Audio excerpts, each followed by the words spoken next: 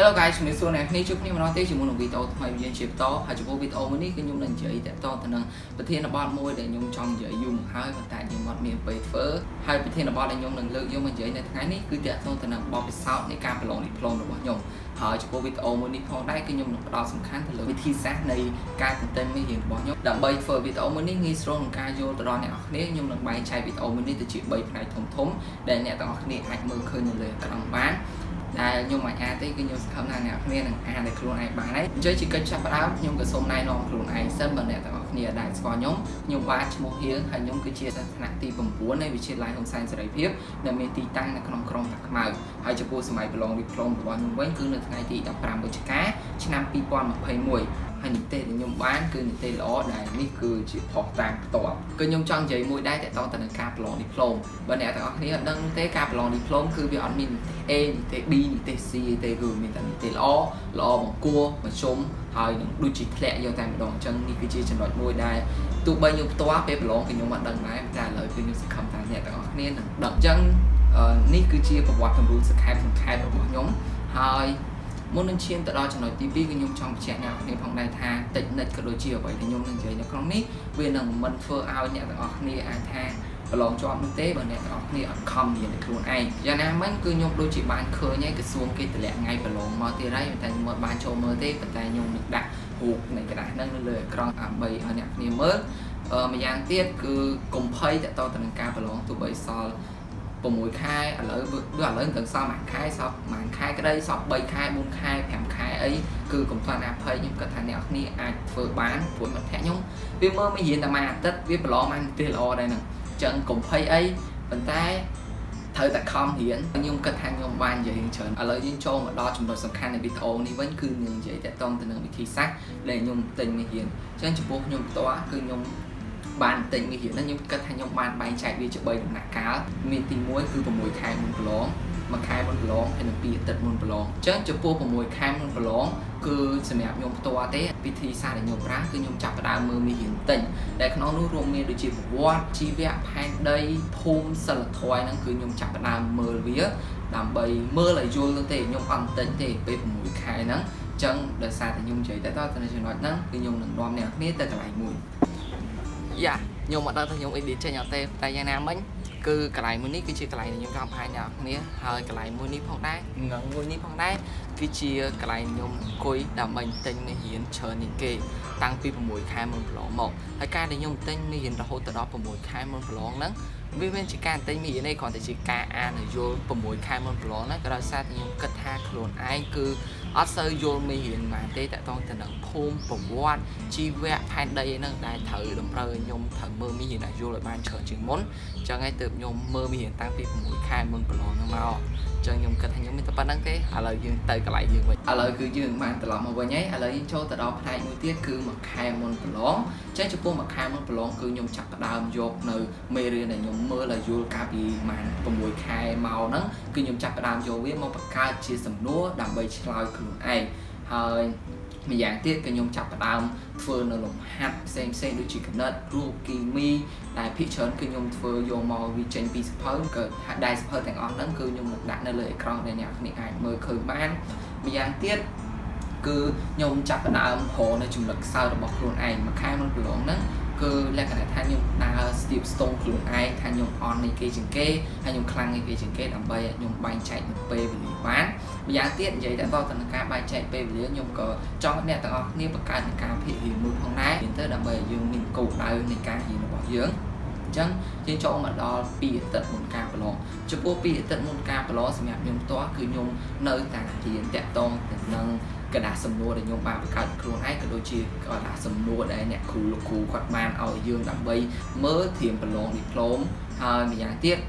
ខ្ញុំក៏ចាប់ផ្ដើមធ្វើលំហាត់ជាលក្ខណៈត្រៀមប្រឡងឌីប្លូមយកតែម្ដងដែលភាគច្រើនគឺនៅក្នុង Facebook ហើយនិងក្រុម Telegram ដែលអ្នកគ្នាអាច search មើលទៅហើយនឹង link ចូលក្រុម Telegram គឺខ្ញុំដាក់ខាងក្រោម in description ឲ្យអ្នកទាំងអស់គ្នាអាចចូលក៏ដូចជាដើម្បីស្វែងរកបានហើយ ចំពោះមុខវិជ្ជាដូចជាភូមិប្រវត្តិសិលធម៌ហ្នឹងគឺភាគច្រើនគឺខ្ញុំឆ្លើយសំណួរអាក្រោយមេរៀនហ្នឹងគឺខ្ញុំចាប់ផ្ដើមឆ្លើយសំណួរហ្នឹងខ្ញុំទិញกระดาษខ្ញុំផងខ្ញុំចាប់ផ្ដើមឆ្លើយសំណួរទាំងអស់ហ្នឹងផងហើយក៏ឆ្លើយសំណួររបស់ក្រសួងផងដែរព្រោះអីក្រសួងគេមានសភៅរបស់គេអញ្ចឹងគឺខ្ញុំចាប់ផ្ដើមឆ្លើយសំណួរទាំងអស់ហ្នឹងមុនមួយថ្ងៃមុនប្រឡងវិញសម្រាប់ខ្ញុំផ្ទាល់គឺខ្ញុំបានធ្វើនៅកិច្ចការមួយដែលខ្ញុំគិតថាវាចាំបាច់មែនតើនោះគឺដេកយកហ្មងអត់មានរៀនអីទេព្រោះខ្ញុំគិតថាខ្ញុំមានសមត្ថភាពគ្រប់គ្រាន់ដើម្បីទៅប្រឡងអញ្ចឹងបន្ទាប់ពីខ្ញុំនិយាយតាក់ទងទៅនឹង3ដំណាក់កាលនៃការទិញរបស់ខ្ញុំនឹងហើយក៏ខ្ញុំសូមនិយាយតាក់ទងទៅនឹងវិធីសាស្ត្រផ្សេងៗដែលខ្ញុំយកប្រើប្រាស់ក្នុងការទិញតាមមុខវិជ្ជាវិញអញ្ចឹងគឺខ្ញុំនឹងនិយាយដំបូងគេមកអស់តាក់ទងទៅនឹ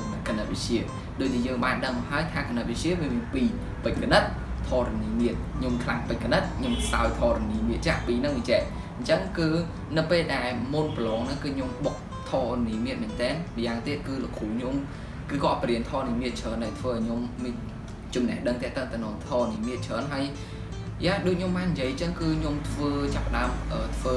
ើលំហាត់ដើម្បីធៀបប្រឡងគណិតតាំងពីមួយខែមុនប្រឡងខ្ញុំធ្វើសឹងតែរាល់ថ្ងៃអញ្ចឹងគណិតវាមិនជាបញ្ហារបស់ខ្ញុំទេបើខ្ញុំជាអ្នកផ្ដល់កំណត់ឲ្យអ្នកគ្នាដើម្បីធៀបប្រឡងអ្វីដែលខ្ញុំចង់ឲ្យអ្នកគ្នាធ្វើគឺធ្វើលំហាត់គណិតឲ្យបានច្រើន 100% អ្នកទាំងអស់គ្នានឹងជាប់គណិតវិទ្យាអញ្ចឹងយើងចូលទៅដល់មុខវិជ្ជាមួយទៀតខ្មែរដែលខ្ញុំនឹងយកវាដាក់ដែរតែក្នុងនោះវាសេតាមអានហើយនឹងតែសេចក្តីដែលតែសេតាមអានខ្ញុំវារៀងអត់សូវខ្ពស់ទេតែតែសេចក្តីខ្ញុំ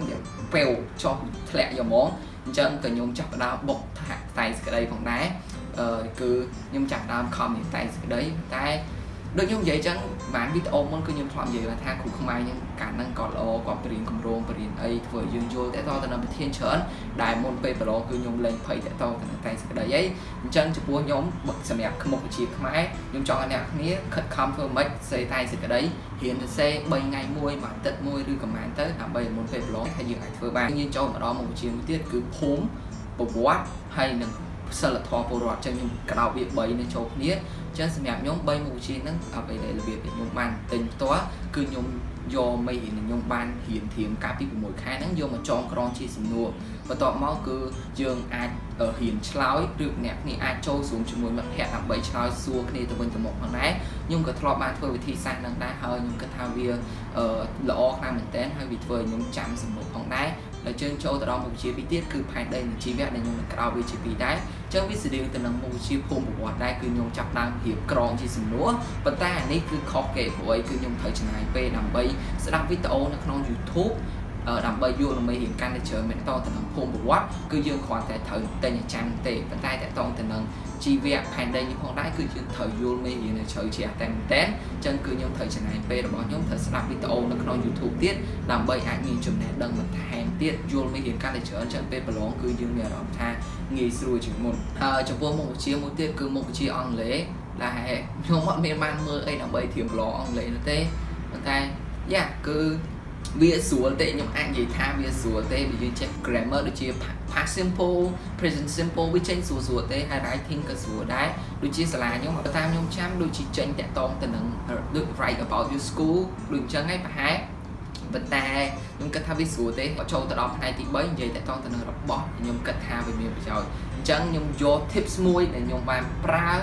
ហើយខ្ញុំគិតថាវាជួយខ្ញុំmassively មែនតើវាជួយខ្ញុំខ្លាំងមែនតើនោះគឺធ្វើលំហាត់រៀនគួរហើយដើម្បីបានខ្ញុំនិយាយថាធ្វើលំហាត់រៀនគួរវាជួយដល់ខ្ញុំខ្លាំងព្រោះអីលំហាត់ដែលខ្ញុំរៀនគួរហ្នឹងគឺចេញប្រឡងខ្ញុំចង់ប្រាប់អ្នកគ្នាដែរថាប្រឡងឌីប្លូមមិនមែនក្រសួងអ្នកចេញទេគឺសាលាអ្នកចេញគឺមកពីគ្រូហើយគ្រូបរៀនគួរយើងអញ្ចឹងលំហាត់ដែលរៀនគួរសឹងតែ10ឬ20%នឹងអាចមានឱកាសចេញនៅក្នុងការប្រឡងអញ្ចឹងអ្វីដែលខ្ញុំចង់ប្រាប់អ្នកគ្នាគឺធ្វើលំហាត់រៀនគួរទៅនឹងមានឱកាសចេញច្រើនហើយអញ្ចឹងមួយទៀតខ្ញុំចង់និយាយមិញនេះខ្ញុំប្រាប់អ្នកគ្នាថាធ្វើលំហាត់រៀនគួរប៉ុន្តែខ្ញុំចង់និយាយរឿងមួយទៀតដែរគឺតកតងទៅនឹងការរៀនគួរអញ្ចឹងគឺខ្ញុំគិតថាអានេះគឺទី9គឺខ្ញុំអត់ដែរបានដឹងទេប៉ុន្តែបន្ទាប់ពីខ្ញុំឡើងទី10គឺខ្ញុំចាប់ផ្ដើមដឹងថាការទៅរៀនគួរច្រើនគឺវាមិនអាចធ្វើឲ្យយើងចេះទេខ្ញុំគិតថាការរៀននៅផ្ទះគឺជាកត្តាមួយយ៉ាងសំខាន់ដែលអាចធ្វើឲ្យយើងផ្ទាល់នេះអាចមានចំណេះដឹងកាន់តែច្រើនការរៀនគួរគាត់ជាលក្ខណៈយើងទៅដើម្បីយកនៅលំហាត់យើងមកធ្វើនៅផ្ទះក៏ដូចជាវិធីសាស្ត្រក្នុងការដោះស្រាយលំហាត់អញ្ចឹងសម្រាប់ខ្ញុំគិតថាអ្នកទាំងអស់គ្នាមិនបដោតលើការរៀនគួរពេកទេ